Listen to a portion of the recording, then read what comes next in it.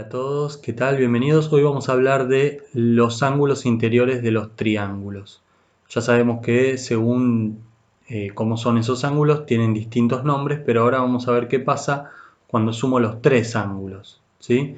Presten atención a estas actividades que les preparé para explicar. La propiedad que vamos a ver es la de la suma de los ángulos interiores de un triángulo. Fíjense que acá se llaman alfa, beta y gamma.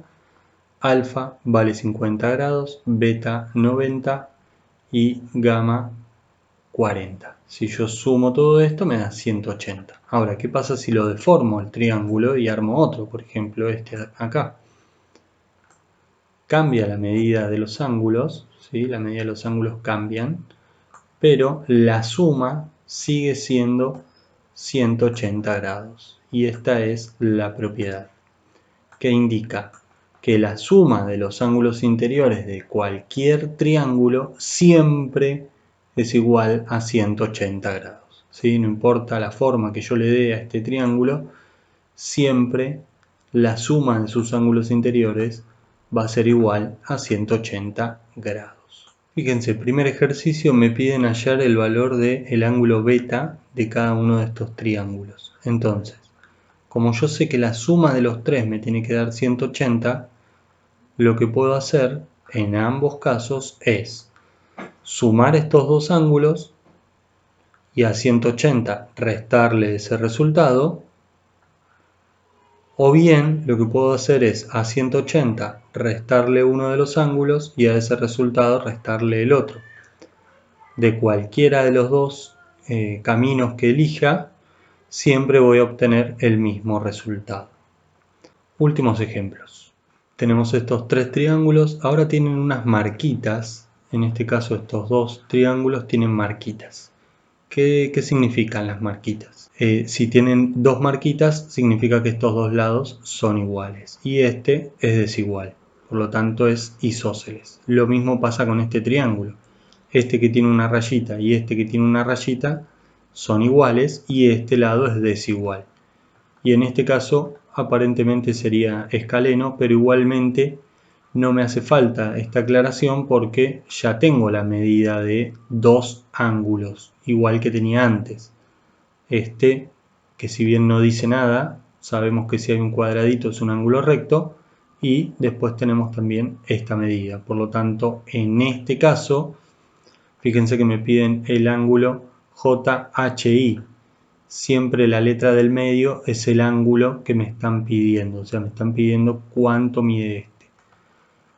Para poder resolver este caso puedo hacer lo mismo que hice antes. Sumo estos dos y a 180 le resto ese resultado, o fíjense que si es un triángulo rectángulo, para que la suma me dé 180, a 90 le tengo que sumar otros 90, o sea que el ángulo que está acá más este ángulo que está acá me tiene que dar 90 también. Así que puedo usar ese camino si así lo deseo. Vamos a estos dos, que son triángulos isósceles. Me piden el ángulo ABC, o sea, me están pidiendo este ángulo, el B. En este caso me están pidiendo el ángulo F, este que está acá. ¿Ok? Recuerden la clasificación de los triángulos. Si es isósceles, tiene dos lados iguales y dos ángulos que son iguales. ¿Sí? Dos lados que son iguales y dos ángulos que son iguales. ¿Cuáles son los ángulos iguales en un triángulo isósceles? Los ángulos que están enfrentados a los lados iguales. Repito, en todo triángulo isósceles, los ángulos iguales son los que están enfrente o enfrentados a los lados iguales, o sea, el ángulo C y el ángulo A son iguales entre sí. Estos dos son iguales entre sí.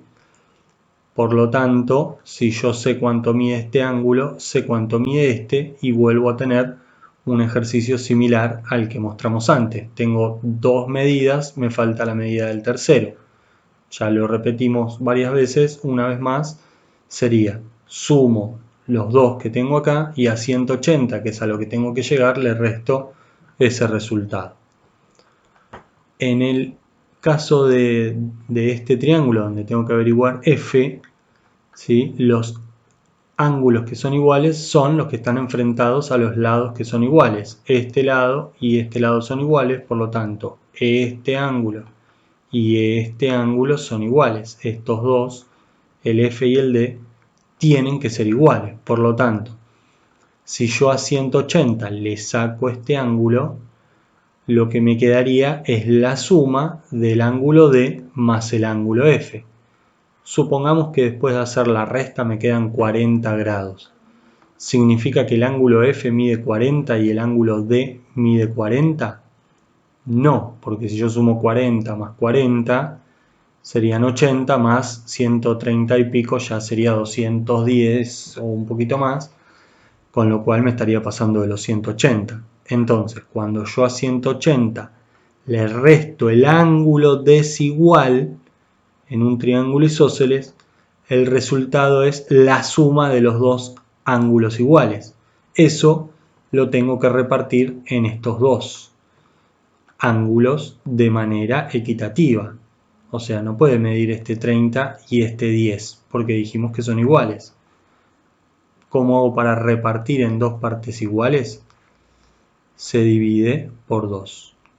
Entonces, a 180 le resto el ángulo desigual y al resultado lo divido por 2 para encontrar cada uno de estos ángulos, ¿sí? No importa cuál de los dos encuentre porque total son iguales y asimismo me están pidiendo el ángulo F.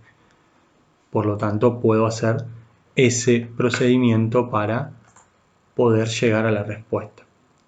Espero que hayan entendido las propiedades de los ángulos interiores de los triángulos.